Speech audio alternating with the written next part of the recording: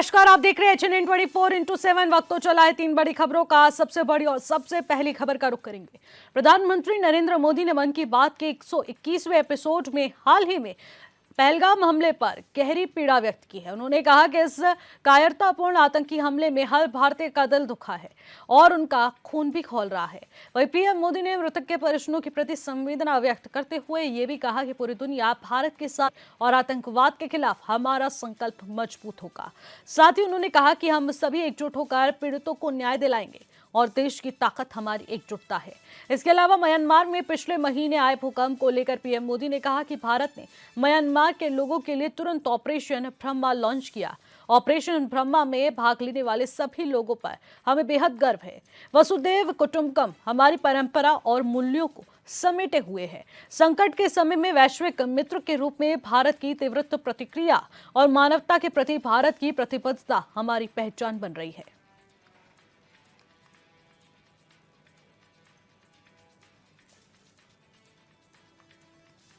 पहलगाम में हुआ ये हमला आतंक के सरपरस्तों की हताशा को दिखाता है, उनकी कायरता को दिखाता है। ऐसे समय में जब कश्मीर में शांति लौट रही थी, स्कूल कॉलेजों में एक वाइब्रेंसी थी, निर्माण कार्यों में अभूतपूर्व गति आई थी, लोकतंत्र मजबूत हो रहा था, पर्यटकों की संख्या में रिकॉर्ड बढ़ोतरी हो रही थी, लोगों की कमाई बढ़ रही थी। युवा देशवासियों, नमस्कार। आज जब मैं आपसे मन की बात कर रहा हूं तो मन में गहरी पीड़ा है। 22 अप्रैल को पहलगाम में हुई आतंकी वारदात ने देश के हर नागरिक को दुख पहुंचाया है। पीड़ित परिवारों के प्रति हर भारतीय के मन में गहरी संवेदना है।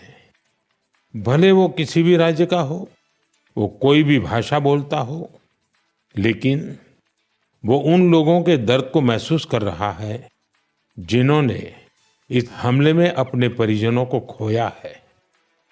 मुझे एहसास है हर भारतीय का खून आतंकी हमले की तस्वीरों को देखकर खौल रहा है। पहलगाम में हुआ ये हमला आतंक के सरपरस्तों की हताशा को दिखाता है, उनकी कायरता को दिखाता है। ऐसे समय में जब कश्मीर में शांति लौट रही थी, स्कूल कॉलेजों में एक वाइब्रेंसी थी, निर्माण कार्यों में अभूतपूर्व गति आई थी, लोकतंत्र मजबूत हो रहा था, पर्यटकों की संख्या में रिकॉर्ड बढ़ोतरी हो रही थी, लोगों की कमाई बढ़ रही थी, युवाओं के लिए नए अवसर तैयार हो रहे थे। देश के दुश्मनों को, जम्मू कश्मीर के दुश्मनों को ये रास नहीं आया। आतंकी और आतंक के आका चाहते हैं कश्मीर फिर से तबाह हो जाए और इसलिए इतनी बड़ी साजिश को अंजाम दिया। आतंकवाद के खिलाफ इस युद्ध में देश की एकता, 140 करोड़ भारतीयों की एकजुटता हमारी सबसे बड़ी ताकत है। यही एकता आतंकवाद के खिलाफ हमारी निर्णायक लड़ाई का आधार है। हमें देश के सामने आई इस चुनौती का सामना करने के लिए अपने संकल्पों को मजबूत करना है। हमें एक राष्ट्र के रूप में दृढ़ इच्छा शक्ति का प्रदर्शन करना है। आज दुनिया देख रही है, इस आतंकी हमले के बाद पूरा देश एक स्वर में बोल रहा है। साथियों, भारत के हम लोगों में जो आक्रोश है, वो आक्रोश पूरी दुनिया में है। इस आतंकी हमले के बाद लगातार दुनिया भर से संवेदनाएं आ रही हैं। मुझे भी ग्लोबल लीडर्स ने फोन किए हैं, पत्र लिखे हैं, संदेश भेजे हैं। इस जघन्य तरीके से किए गए आतंकी हमले की सबने कठोर निंदा की है। उन्होंने मृतकों के परिवारजनों के प्रति संवेदनाएं प्रकट की है। पूरा विश्व आतंकवाद के खिलाफ हमारी लड़ाई में 140 करोड़ भारतीयों के साथ खड़ा है। मैं पीड़ित परिवारों को फिर भरोसा देता हूं, उन्हें न्याय मिलेगा, न्याय मिलकर रहेगा। साथियों, पिछले महीने म्यांमार में आए भूकंप की खौफनाक तस्वीरें आपने जरूर देखी होगी। भूकंप से वहां बहुत बड़ी तबाही आई। मलबे में फंसे लोगों के लिए एक एक सांस, एक एक पल कीमती था। इसलिए भारत ने म्यांमार के हमारे भाई बहनों के लिए तुरंत ऑपरेशन ब्रह्मा शुरू किया। एयरफोर्स के एयरक्राफ्ट से लेकर नेवी के शिप्स तक म्यांमार की मदद के लिए रवाना हो गए। वहां भारतीय टीम ने एक फील्ड हॉस्पिटल तैयार किया। इंजीनियरों की एक टीम ने अहम इमारतों और इंफ्रास्ट्रक्चर्स को हुए नुकसान का आकलन करने में मदद की। भारतीय टीम ने वहां कंबल, टेंट, स्लीपिंग बैग, दवाइयां, खाने पीने के सामान के साथ ही और भी बहुत सारी चीजों की सप्लाई की। इस दौरान भारतीय टीम को वहां के लोगों से बहुत सारी तारीफ भी मिली। साथियों, इस संकट में साहस, धैर्य और सूझबूझ के कई दिल छू जाने वाले उदाहरण सामने आए। भारत की टीम ने 70 वर्ष से ज्यादा उम्र की एक बुजुर्ग महिला को बचाया, जो मलबे में 18 घंटों से दबी हुई थी। जो लोग अभी टीवी पर मन की बात देख रहे हैं, उन्हें उस बुजुर्ग महिला का चेहरा भी दिख रहा होगा। भारत से गई टीम ने उनके ऑक्सीजन लेवल को स्टेबल करने से लेकर फ्रैक्चर के ट्रीटमेंट तक इलाज की हर सुविधा उपलब्ध कराई। जब इस बुजुर्ग महिला को अस्पताल से छुट्टी मिली तो उन्होंने हमारी टीम का बहुत आभार जताया। वो बोली कि भारतीय बचाव दल की वजह से उन्हें नया जीवन मिला है। बहुत से लोगों ने हमारी टीम को बताया कि उनकी वजह से वो अपने दोस्तों और रिश्तेदारों को ढूंढ पाए। साथियों, भूकंप के बाद म्यांमार में मांडले की एक मॉनेस्ट्री में भी कई लोगों के फंसे होने की आशंका थी। हमारे साथियों ने यहां भी राहत और बचाव अभियान चलाया। इसकी वजह से उन्हें बौद्ध भिक्षुओं का ढेर सारा आशीर्वाद मिला। हमें ऑपरेशन ब्रह्मा में हिस्सा लेने वाले सभी लोगों पर बहुत गर्व है। हमारी परंपरा है, हमारे संस्कार है, वसुधैव कुटुंबकम की भावना। पूरी दुनिया एक परिवार है। संकट के समय विश्व मित्र के रूप में भारत की तत्परता और मानवता के लिए भारत की प्रतिबद्धता हमारी पहचान बन रही है।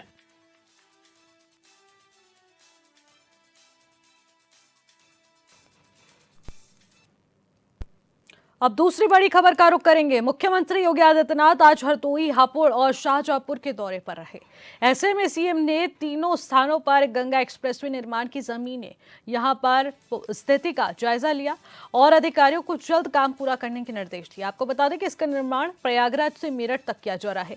वहीं कार्यक्रम में सीएम योगी ने कहा कि यह देश के सबसे लंबे एक्सप्रेसवे में से एक है और गंगा एक्सप्रेसवे का पूरा काम नवंबर तक पूरा होना है। साथ ही उन्होंने कहा कि किसी भी लड़ाकू या फिर व्यावसायिक विमान लैंडिंग की ये क्षमता रखता है।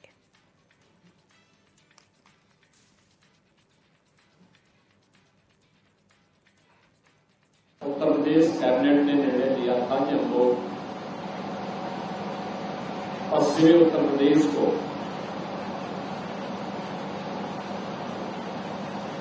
प्रयागराज से जोड़ने के लिए गंगा एक्सप्रेस वे का निर्माण करेंगे। इसका पीपीआर तैयार हुआ और अंततः 2020 में इसे कैबिनेट ने अपनी मंजूरी देकर के इसकी डीपीआर की कार्रवाई को आगे बढ़ाया। कुल 594 किलोमीटर लंबा यह एक्सप्रेसवे 6 लेन का है और यह 8 लेन तक बढ़ाया जा सकता है, जिसमें 18,000 एकड़ लैंड इस पूरे एक्सप्रेस वे के लिए किसानों से खरीदा गया। आपने देखा होगा कि कहीं भी कोई किसान से संबंधित कोई मुद्दा नहीं है, जिस पर 36,230 करोड़ रुपए एईपीसी मोड पर एक पूरा कार्य हुआ, जिसमें जमीन उत्तर प्रदेश सरकार की है, यूपीडा उसको देख रही है और बाकी कंस्ट्रक्शन करने वाली कंपनी अपना पैसा लगा करके इस एक्सप्रेस वे का निर्माण कार्य कर रही है। इतने लंबे, यानी देश के सबसे लंबे एक्सप्रेस वे में से गंगा एक्सप्रेस वे है। 4 पैकेज में कार्य चल रहा है। इस पैकेज में जो अब तक 85% कार्य होना चाहिए था, वह कंप्लीट हो चुका है और यह तेजी के साथ आगे बढ़ रहा है। 594 किलोमीटर के पूरे गंगा एक्सप्रेस वे को नवंबर तक कंप्लीट करना है। जिन संस्थाओं के साथ में उत्तर प्रदेश शासन का एग्रीमेंट है, उन्हें इस कार्य को समयबद्ध तरीके से आगे बढ़ाना है और आज इन्हीं कार्यों की क्वालिटी की जांच करने, इसका निरीक्षण करने के लिए हम लोग आज निकले हुए हैं। शाहजहांपुर के पास यहां पर 2 उपलब्धि अतिरिक्त इसको प्राप्त हो रही है। एक इंटरनेशनल मानक के अनुरूप एयर स्ट्रिप का निर्माण, लगभग 3.5 किलोमीटर लंबी एयर स्ट्रिप यहां शाहजहांपुर में बनाई गई है, जो इमरजेंसी के दौरान किसी भी समय में यहां पे फाइटर विमान को या किसी भी एरोप्लेन को लैंड करने की फैसिलिटी इस एक्सप्रेस वे पर उपलब्ध करवाई गई है। एयरपोर्ट की भी व्यवस्था इस पर हम लोग प्रस्तावित कर रहे हैं कि इमरजेंसी में कहीं पे कोई हमें एयर एम्बुलेंस की फैसिलिटी देनी हो तो उन स्थितियों में इसका उपयोग किया जा सकता है। दूसरा, यहीं से शाहजहांपुर से हम लोग फर्रुखाबाद होते हुए आगरा लखनऊ एक्सप्रेस वे को बुंदेलखंड को जोड़ने के लिए एक लिंक एक्सप्रेस वे का निर्माण भी करने जा रहे हैं, जो इस पूरे क्षेत्र को विकासशील के साथ जोड़ने का कार्य करेगा। इसके साथ ही गंगा एक्सप्रेस वे पर आधा दर्जन स्थानों पर इंडस्ट्रियल कॉरिडोर विकसित करने की कार्रवाई, औद्योगिक विकास के लिए अलग अलग क्लस्टर विकसित करने के लिए भी लैंड एक्विजिशन की कार्रवाई को आगे बढ़ाया जा रहा है, जिससे इंडस्ट्री वहां पर स्थापित हो सके, एक्सप्रेस वे का लाभ लोगों को प्राप्त हो सके और रोजगार के सृजन के लिए स्थानीय नौजवानों के रोजगार और नौकरी के लिए हम स्थानीय स्तर पर ही इसी खबर पर ज्यादा जानकारी के साथ नेहा दीक्षित हमारे संवाददाता हमारे साथ सीधे जुड़ चुकी हैं। नेहा, देखने को मिल रहा है कि 3 जिलों के दौरे पर सीएम योगी आदित्यनाथ रहे। गंगा एक्सप्रेसवे निर्माण कार्य का भी उन्होंने जायजा लिया है। काम कहां तक पहुंचा है? ये हरदोई आज दौरे पे उत्तर प्रदेश के मुख्यमंत्री योगी आदित्यनाथ जी जो आए हुए और उसके बाद गंगा एक्सप्रेस का जायजा लिया है, निरीक्षण किया है। उस दौरान 5 किलोमीटर अपनी गाड़ी से निरीक्षण किया है, देखा है कैसा ये काम चल रहा है, कैसा नहीं है और कार्य पूरा करने के लिए अधिकारियों से जल्दी कार्य पूरा करने के लिए कहा गया है। नेहा, देखने को मिल रहा है गंगा एक्सप्रेसवे को लेकर लगातार सीएम योगी आदित्यनाथ भी मौके पर जाकर तैयारियों का जायजा ले रहे हैं, निर्माण कार्यों का जायजा ले रहे हैं, अधिकारियों को भी निर्देशित कर रहे हैं। लेकिन गंगा एक्सप्रेसवे की खासियत क्या कुछ रहने वाली है? जनता को इससे क्या कुछ लाभ पहुंचेगा? जी निशी जी, जनता को बहुत सा लाभ पहुंचेगा। रोजगार में इनको आने वाले समय में जनता को बहुत सा लाभ मिलेगा इस एक्सप्रेस से और जल्दी जो पहुंचने का है रोड जो गंगा एक्सप्रेस से जाने वाली है, हर रोड जो है मिलेगी, आने जाने में बहुत सी सुविधाएं मिलेंगी। बिल्कुल नेहा, यहाँ पर जिस तरीके से आप बता रही हैं कि वहाँ पर आसपास मौजूद लोगों को यहाँ पर सफ़र करने में आसानी होगी, कम समय में वो अपने गंतव्य तक पहुँच पाएंगे और इसी के साथ रोजगार को भी बढ़ोतरी मिलेगी। तो ऐसे में अब सीएम योगी आदित्यनाथ क्या कुछ कह रहे हैं और अधिकारी वहाँ पर मौजूद क्या कुछ कह रहे हैं, कब तक ये कार्य पूरा हो जाएगा? जल्दी से जल्दी जो सीएम योगी आदित्यनाथ जी है, जल्दी से जल्दी कार्य पूरा करने के लिए बोला है और जार कार्य जल्दी पूरा हो जाएगा तो जल्द ही इसका उद्घाटन भी करेंगे। ठीक है नेहा, बहुत बहुत शुक्रिया हमारे साथ जुड़ने के लिए, तमाम जानकारी साझा करने के लिए। तो यहाँ पर सीएम योगी आदित्यनाथ 3 जिलों के दौरे पर रहे और ऐसे में सीएम योगी आदित्यनाथ ने यहाँ पर गंगा एक्सप्रेसवे निर्माण कार्यों का जायजा लिया और इस निर्माण कार्यों का जायजा लेते वक्त यहाँ पर सीएम योगी आदित्यनाथ ने संबंधित अधिकारियों को आवश्यक दिशा निर्देश दिए और यहाँ पर सभी सामग्री को गुणवत्तापूर्ण तरीके से लगाया जाए और निर्माण कार्य में गति लाई जाए। इसको लेकर यहाँ पर सभी अधिकारियों को निर्देशित करते हुए सीएम योगी आदित्यनाथ नजर आए। ऐसे में तैयारियों की समीक्षा ली गई और ऐसे में लगातार समय समय पर सीएम योगी आदित्यनाथ इस प्रोजेक्ट पर अपनी नजर बनाए हुए हैं, खुद मुख्य रूप से वहां पर मौजूद रहते हैं और हर बारीकी से जानकारी का जायजा लेते हुए यहां पर सीएम योगी आदित्यनाथ नजर आ रहे हैं। और गंगा एक्सप्रेसवे निर्माण कार्य का बहुत फायदा लोगों तक पहुंचने वाला है। इसमें यातायात में कम समय लगेगा और ऐसे में सभी अपने गंतव्य तक कम समय सीमा में पहुंच जाएंगे। इससे रोजगार में बढ़ोतरी होगी और रोजगार के नए अवसर इस एक्सप्रेसवे के साथ लोगों के लिए सौगात लाएंगे। तीसरी बड़ी खबर का रुख कर लेते हैं। पहलगाम में पर्यटकों पर हुए आतंकी हमले के बाद पाकिस्तानी हिंदुओं का चारधाम यात्रा में आने का रास्ता बंद कर दिया गया है। आपको बता दें कि 30 अप्रैल से शुरू होने जा रही चारधाम यात्रा के लिए ऑनलाइन पंजीकरण का आंकड़ा 21 लाख पार हो चुका है। इसमें विदेशों से 24,729 यात्रियों ने पंजीकरण कराया है, जिसमें पाकिस्तान से पंजीकरण कराने वालों की संख्या 77 है। लेकिन आतंकी हमले को लेकर पूरे देश में आक्रोश का माहौल है। वहीं केंद्र सरकार ने पाकिस्तान से आने वाले लोगों को वीजा न देने के साथ ही भारत में रह रहे पाकिस्तानी लोगों को 48 घंटों के अंदर वापस लौटने का सख्त फैसला लिया है।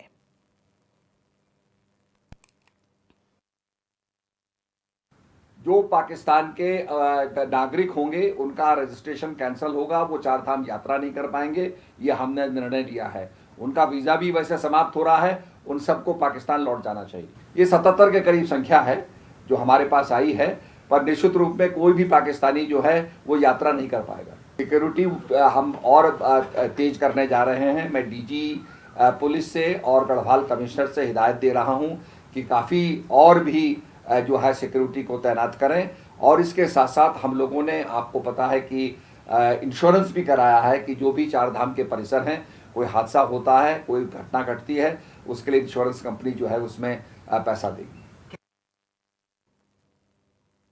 इसी खबर पर ज्यादा जानकारी लेते हैं। योगेश आर्य हमारे संवाददाता हमारे साथ सीधे फोन लाइन के माध्यम से जुड़ चुके हैं। योगेश, चारधाम यात्रा की शुरुआत होने जा रही है और ऐसे में पाकिस्तानी नागरिक जो कि पंजीकरण कराकर चारधाम यात्रा का रुख करना चाह रहे थे, अब उन पर पूरी तरीके से प्रतिबंध लगा दिया गया है। ऐसे में सरकार के फैसले को किस तरीके से देखा जा रहा है सुरक्षा व्यवस्थाओं के माध्यम से?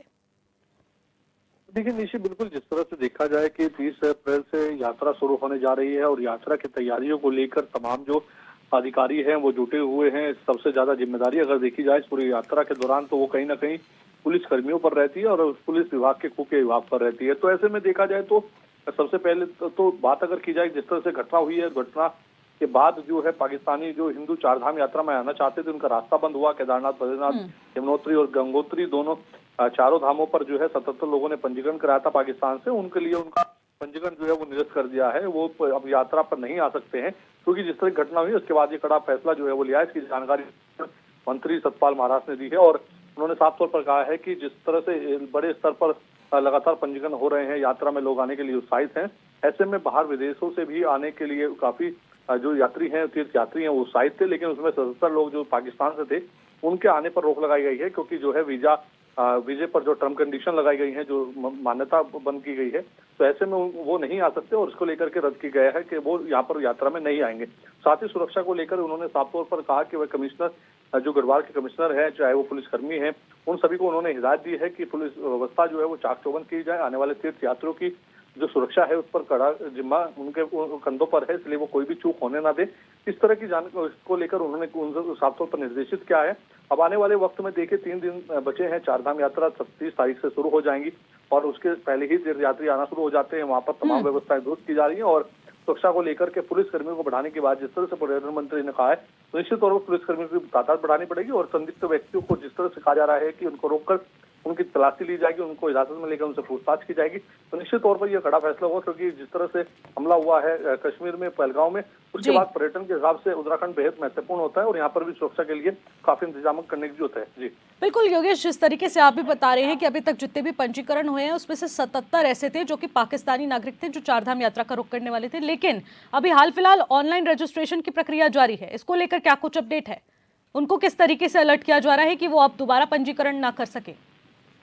हाँ देखिए, बिल्कुल जिस तरह से जो पंजीकरण किया जा रहा है उस पंजीकरण पर कड़ी निगाहें जो है वो रखी जा रही हैं और किस तरह से पंजीकरण जो कर रहे हैं वो भी कहीं ना कहीं जो है उस पर निगरानी रखी जा रही है, उसके लिए भी साफ तौर पर निर्देशित किया गया है।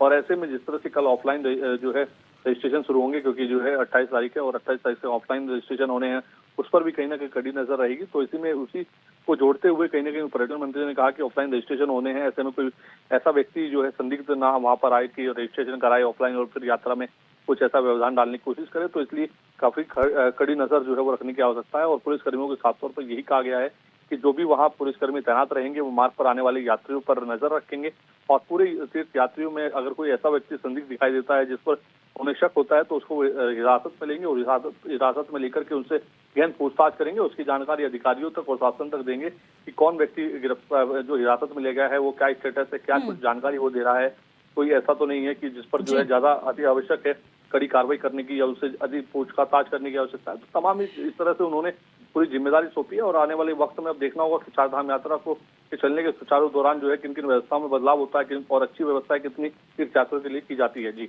बिल्कुल, चारधाम यात्रा की तैयारियां चरम पर ही है योगेश। तो ऐसे में अब व्यवस्थाओं का जायजा भी लगातार लिया जा रहा है, सुरक्षा व्यवस्था के भी व्यापक इंतजाम कर दिए गए हैं, लेकिन तैयारियां कहां तक पहुंचेगी क्योंकि श्रद्धालुओं का आगमन अब शुरू हो चुका है? हाँ देखिए, बिल्कुल जिस तरह से देखा जाए कि सरकार लगातार जो तैयारियां हैं उनका दावा कर रही है कि तैयारियां महज पूरी कर ली गई हैं। 30 अप्रैल से यात्रियों को कोई परेशानी नहीं होगी। उनके खाने की व्यवस्था की बात हो, चाहे ठहरने की व्यवस्था हो, चाहे स्वास्थ्य की व्यवस्था हो, वहाँ पर डॉक्टर की तैनाती गई है। साथ ही जो है रास्ते में भीड़ भाड़ के इलाकों में एम्बुलेंस की वजह उन पर जो है 10 मोटरसाइकिल वहाँ पर जो है लगाई जा रही हैं। तो कहीं ना कहीं जो है पूरा प्रोटोकॉल ध्यान में रखा जा रहा है। इसके साथ पर्यटन मंत्री ने साफ तौर पर कहा कि जो स्वास्थ्य से जुड़ी जो जानकारी है वो ऑनलाइन मिलेगी और इसके साथ साथ सभी को जो है अपना कहीं ना कहीं स्वास्थ्य प्रशिक्षण कराने के बाद ही चारधाम यात्रा पर आना है। तो यानी कि तमाम ओवरऑल जितनी तैयारियां हैं वो सब की जा रही हैं। सभी गाइडलाइंस उनको ऑनलाइन भी शो की जा रही हैं ताकि जो लोग वहाँ पर आ रहे हैं वो उनकी गाइडलाइंस को देख ले कि आखिरकार हमें किस तरह की चीजों को फॉलो करना है।